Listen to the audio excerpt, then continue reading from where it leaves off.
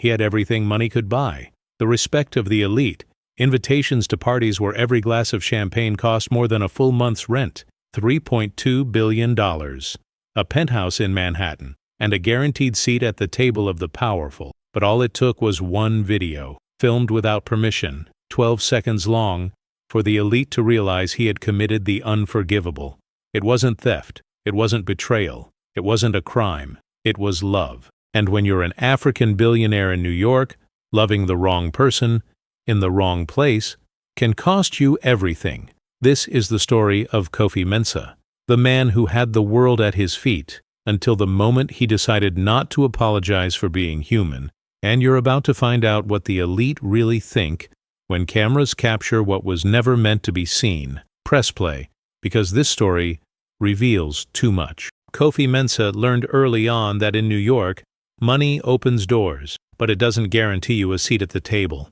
At 42, he had turned a fintech startup focused on the African continent into a $3.2 billion empire. His company connected global investors to emerging markets in Nigeria, Ghana, and Kenya. Wall Street respected him. Forbes interviewed him. But respect, Kofi knew well, was different from belonging. He lived in a penthouse in Tribeca overlooking the Hudson River. The walls were adorned with contemporary African art, Yinka Shonibare, El Anatsui, names that impressed at charity dinners. Kofi dined at the same restaurants as the Rockefellers, backed the same causes as the Condé Nast heirs, and his name appeared on the guest lists of the most exclusive events in Manhattan and the Hamptons. He was the African billionaire everyone wanted around, the perfect example, living proof that meritocracy worked. But Kofi understood the game. He knew his presence was often strategic. He was the symbol of diversity on investor panels, the photo that proved inclusion in annual reports, the African name that validated philanthropic events. He accepted it with the same cool detachment he used to close deals. It was part of the price. He smiled for the photos, spoke about opportunity, and kept his personal life out of the spotlight. Always polished, always in control. That Thursday in September, the invitation arrived through his personal assistant, a private party at the penthouse of Richard Ashford, a real estate mogul. The event would celebrate the launch of an investment fund focused on global emerging markets, elegant code for Africa and Asia. Kofi was a key piece. His presence legitimized the fund. He knew it. Ashford knew it. Everyone knew it. The penthouse was on Park Avenue in the heart of Manhattan's quiet wealth. Kofi arrived at 8:30 p.m., wearing a navy Brioni blazer and custom-made Italian shoes. Fall was already cooling the city, and the breeze flowing through the panoramic windows carried the scent of dry leaves mixed with expensive perfume. Crystal champagne circulated on silver trays. Soft jazz played in the background. Low voices, controlled laughter, everything calculated to feel spontaneous. He greeted Ashford with a firm handshake. "Kofi, my friend." "You're the star of the night," the host said, wide smile, cold eyes. Kofi returned the greeting with professional courtesy. He knew that kind of intimacy, performative, useful, disposable. He moved through the party, exchanging words with investors, CEOs, heirs.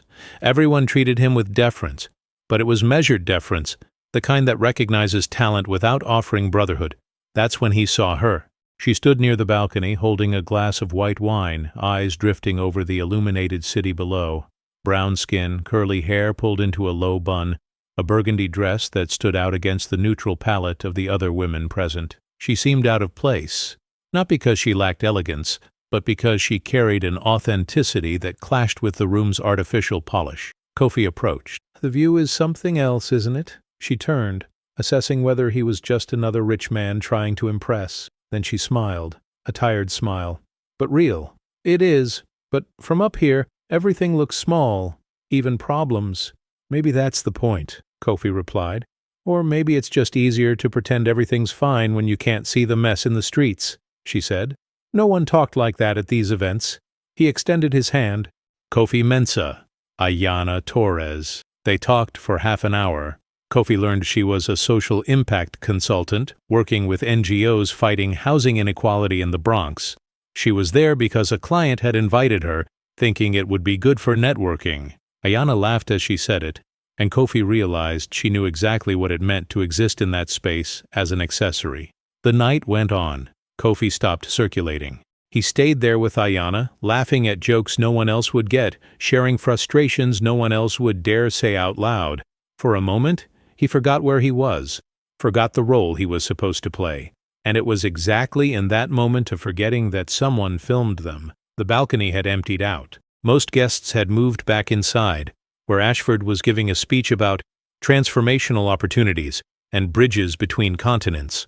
Kofi and Ayanna stayed where they were, leaning against the glass railing, the city pulsing 40 floors below. The conversation had deepened.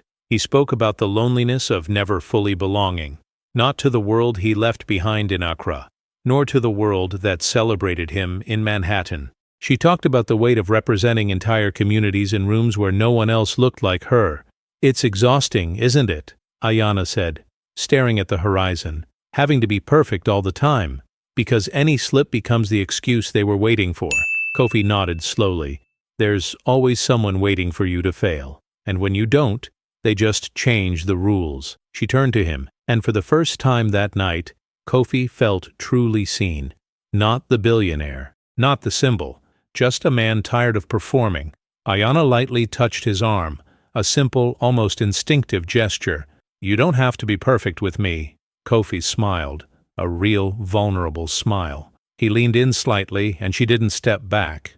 For a moment, there on that balcony, surrounded by luxury and falsehood, they were just two people who understood each other. What they didn't see was the phone raised 10 meters behind them. Blake Harrington, the son of a hedge fund executive and a social columnist in his spare time, was leaning against the glass door separating the balcony from the main room. He didn't have bad intentions, at least not at first. He was just documenting the party, like he did at every elite event. Instagram stories, content for the blog he ran about life among the 1%. He filmed the skyline, filmed the champagne, filmed Ashford speaking, and then, almost by accident, he captured Kofi and Ayanna. The video was only 12 seconds long.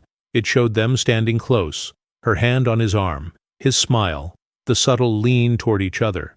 There was no kiss, no explicit scandal, but there was intimacy, there was vulnerability. And for anyone who knew the game, that was more than enough. Blake posted the video to his Instagram stories at 11:47 p.m. with the caption, "NY nights always have surprises. Elite Life, Bio, Park Avenue." He had 47,000 followers, mostly young heirs, socialites, gossip columnists, and people obsessed with the lives of the rich. Within 20 minutes, the video had 3,000 views. In an hour, 12,000. By 2 a.m., it had been saved, shared, and reposted in private WhatsApp groups frequented by Manhattan's elite. Kofi knew nothing about it that night. He said goodbye to Ayanna around midnight. They exchanged numbers, planned coffee over the weekend. He left the party feeling something he hadn't felt in years: lightness. He went home, took a long shower, and slept peacefully. The next morning, he woke up to 23 unread messages. The first was from Marcus, his communications director. "We need to talk. Urgent." The second was from a partner at the investment fund. "Kofi, have you seen what's going around?" The third was from an unknown number. "Be careful who you choose to be seen with. There are consequences." Kofi sat up in bed, heart racing. He opened the link Marcus had sent. It was a screenshot of Blake's video, already reposted on a gossip blog called Manhattan Whispers. The headline read, "African billionaire Kofi Mensah caught in intimate moment with mysterious woman at elite party." He watched the video 3 times. There was nothing wrong there, just two people talking. But he knew the code. He knew how it would be read. He knew that mysterious woman was a polite way of saying unknown. He knew that intimate moment was a veiled way of suggesting transgression. And above all, he knew that the respect he had earned was conditional, and that condition had just been violated. Kofi's office in the financial district occupied the 38th floor of a glass and steel building. Normally, he arrived at 8 a.m., greeted his team, reviewed financial reports with coffee in hand. That Friday, he arrived at 7:15, avoided eye contact, and locked himself in the conference room with Marcus. "We need a strategy," Marcus said, opening his laptop. The screen filled with screenshots, comments, reposts. The video had moved from Instagram to Twitter, from there to gossip blogs, and now it was circulating in society newsletters. The problem isn't the video itself, it's the narrative they're building. Kofi read in silence. The comments ranged from curiosity to malice. Who is she? Does he have a girlfriend? Interesting choice for someone in his position. And then, the worst ones. Does she even know how much he's worth? Bet it was strategic. There's always someone trying to climb their way up. Marcus continued. I've gotten calls from 3 journalists this morning, all of them asking who the woman is and whether there's a serious relationship. The Post is preparing a piece. We need to get ahead of this. And what's the suggestion? Kofi asked, his voice controlled. Silence. No comment. We let it cool off. In a week, something else will take its place. Kofi nodded, but something inside him pushed back. And if I don't want to stay silent? Marcus stared at him, surprised. Kofi, any statement will just feed the story. You know that. Before Kofi could respond, the phone rang. It was Gerald Whitmore, senior partner at the investment fund Kofi had helped launch at the party. The tone was polite, but cold. Kofi, we need to talk about perception. You understand that our investors value discretion, right? Discretion? Kofi repeated, incredulous. I was having a conversation at a party. I didn't commit any crime. Of course not. But you know how this works. Image matters. And now there are questions about, well, about your personal choices. The words landed like a punch. My personal choices? What exactly is being questioned, Gerald? There was a pause. I'm just suggesting caution. This kind of exposure isn't good for anyone, especially for someone in your position. The call ended. Kofi sat in silence, staring out the window at the city that had welcomed him and was now judging him. Marcus exhaled slowly. They're afraid of losing money. It always comes down to that. At 2 p.m., Kofi had a meeting with his own company's board. He expected to discuss expansion into Senegal. Instead, he was confronted with reputational concerns. One of the board members, a white woman in her 60s named Margaret, was blunt. Kofi, you've built a brand that inspires trust. This kind of distraction can stain that. Distraction, Kofi repeated, holding back his anger. You're talking about my personal life. We're talking about the company, another board member corrected, and how the market perceives you. We need consistency. That's when Kofi understood. The respect he received was never unconditional. It was an ongoing performance, and any deviation from the script, any display of humanity outside the approved version, was seen as a risk. That night, he called Ayanna. She picked up on the 3rd ring, her voice tired. You saw it, right? I did, Kofi said. I'm getting messages, people I don't even know calling me a gold digger, an opportunist, saying I sold myself. She laughed, but it was bitter. Funny how no one's questioning you. Just me. Kofi closed his eyes. Ayanna, I'm so sorry. This shouldn't be happening. I knew this could happen, she said, her voice steady. I just didn't know it would be this fast, and this cruel. They were silent for a moment. Then Ayanna asked, What are you going to do? Kofi looked at his reflection in the glass. I don't know yet, but deep down he knew that any choice would have consequences, and that the elite who celebrated him were waiting to see whether he would make the right choice, or the honest one. Ayanna had always known the world was unequal. She grew up in the Bronx, the daughter of a Dominican mother who worked double shifts to pay the rent on a 2-bedroom apartment. She studied on scholarships, worked since she was 16, and built a career helping communities no one else wanted to see. But nothing prepared her to become a public target of Manhattan's elite. On Monday, 3 days after the video leak, the article came out in the New York Post. The headline was calculatedly cruel. Who is the woman who won over the billionaire? Bronx consultant becomes target of speculation. The piece featured old photos of Ayanna pulled from LinkedIn, mentions of her work with NGOs, and, worst of all, thinly veiled insinuations about her intentions. There was even an anonymous quote, She's smart. She knows exactly where to position herself. Ayanna read the article on the subway, on her way to the office. Nausea rose in her throat.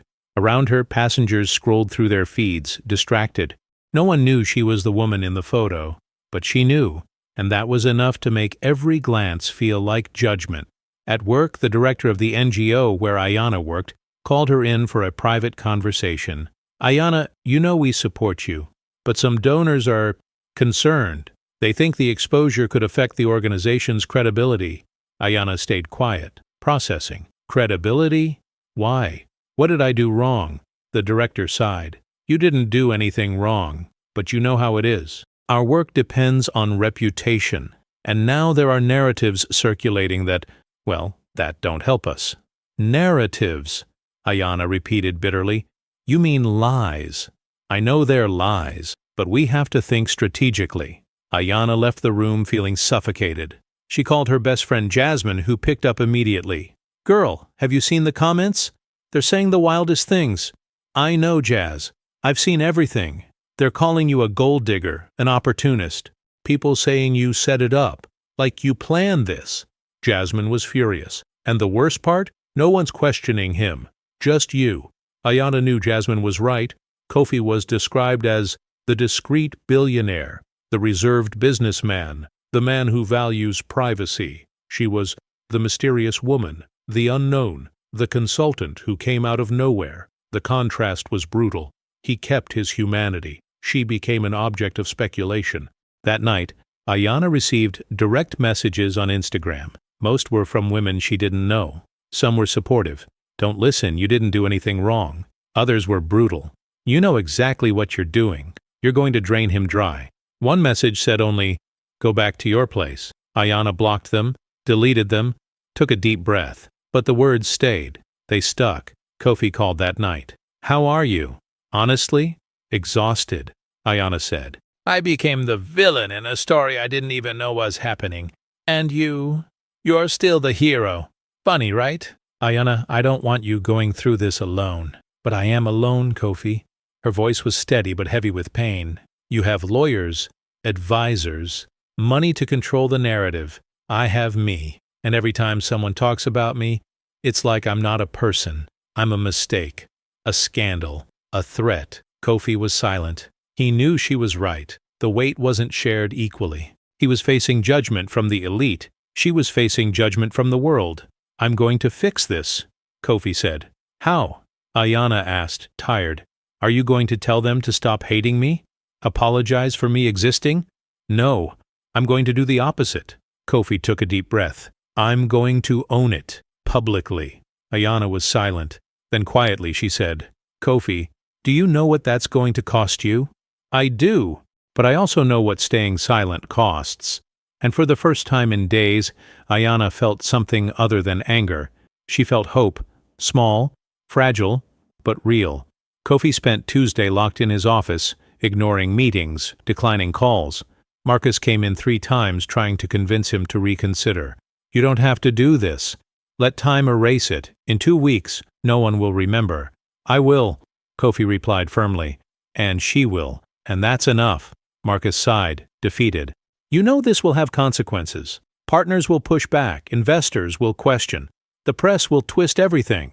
Let them twist it, Kofi said, staring out the window. I've spent years letting them control my narrative, choosing my words, measuring my gestures, hiding who I am. And for what? To be accepted by people who never saw me as an equal? That afternoon, Kofi called an emergency meeting with the company's board. 7 people sat around the table. Investors, strategic advisors, lawyers. Margaret began. Kofi, we're hoping you have a discreet solution to this situation. I do, Kofi replied. I'm going to make a public statement. I'm going to say that I know Ayana, that we met at the party, and that I intend to continue seeing her. I'll make it clear that my personal life is not public speculation. The silence in the room was heavy. Gerald Whitmore, joining by video conference, was the first to speak. Kofi, this is professional suicide. You're giving them ammunition to question you. You'll look impulsive, emotional, or I'll look human. Kofi shot back. Margaret crossed her arms. You understand this could affect partnerships? That some investors will pull away? They don't want controversy. Then let them pull away, Kofi said, his voice calm but unshakable. I built this company from nothing. I delivered results, innovation, profit. If that's not enough, if my value depends on never showing humanity, then I don't want that kind of partnership. One of the younger board members, David, leaned forward. Kofi, I get your position, but think strategically. You can support Ayana without exposing yourself this much. You can do it behind the scenes. Behind the scenes? Kofi repeated, incredulous. You're asking me to keep hiding? To validate the idea that there's something wrong with who I choose to know? Margaret sighed. It's not about right or wrong, it's about timing, about damage control. There's no damage to control, Kofi said, steady. The only thing damaged here is the illusion that I need your approval to live my life. The meeting ended tense. 3 board members threatened to resign. Gerald hung up without saying goodbye. Marcus stayed quiet, looking at Kofi like he was watching someone jump off a cliff. That night, Kofi wrote the statement. He didn't consult lawyers. He didn't ask for edits. He wrote from the heart, with the clarity of someone who had finally decided to stop performing. On Wednesday morning, he posted it on LinkedIn and Instagram and sent it to the press. Over the past few days, my personal life has become public speculation. I want to be clear. Yes, I know Ayanna Torres. We met at a social event. She is a brilliant professional, dedicated to causes that change lives. Our meeting wasn't a scandal, it was human.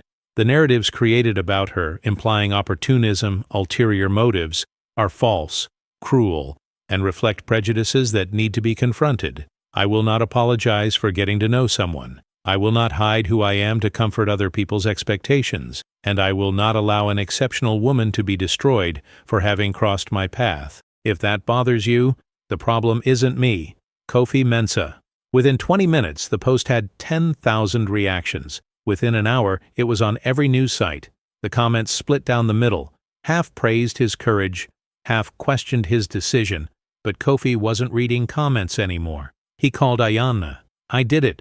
She was crying. Kofi, you didn't have to. I did. He cut in gently. For you.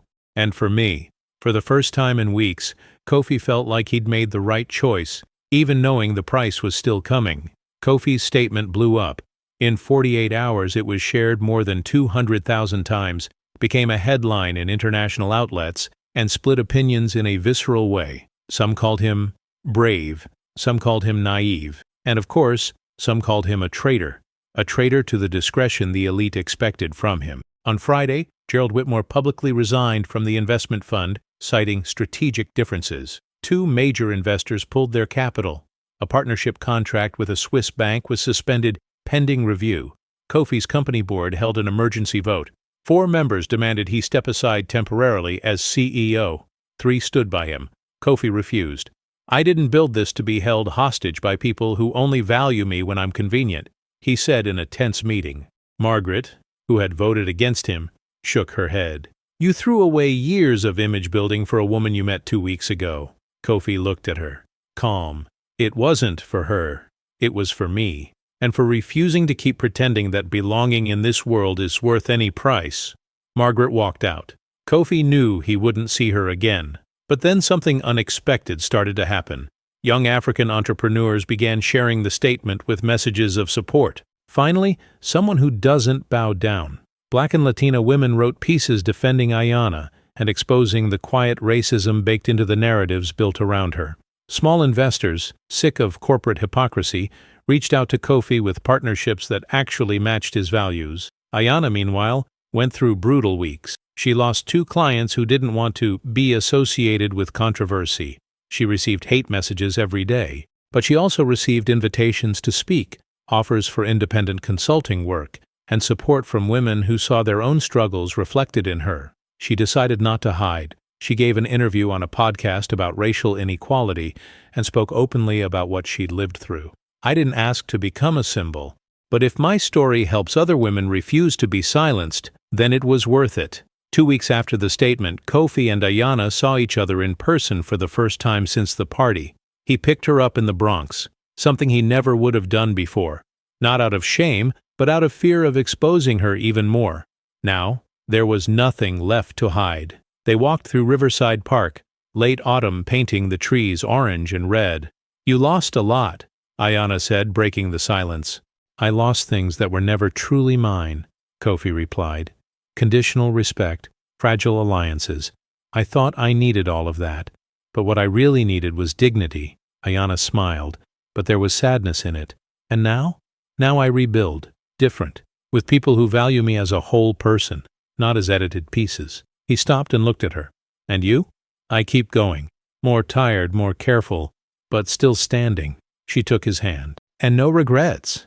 They stood there side by side, knowing the road ahead would be harder, but also knowing it would be real. 6 months later, Kofi launched a new investment fund focused on Black and Latino entrepreneurs. He lost half his elite contacts. He gained a network of allies who believed in impact beyond profit.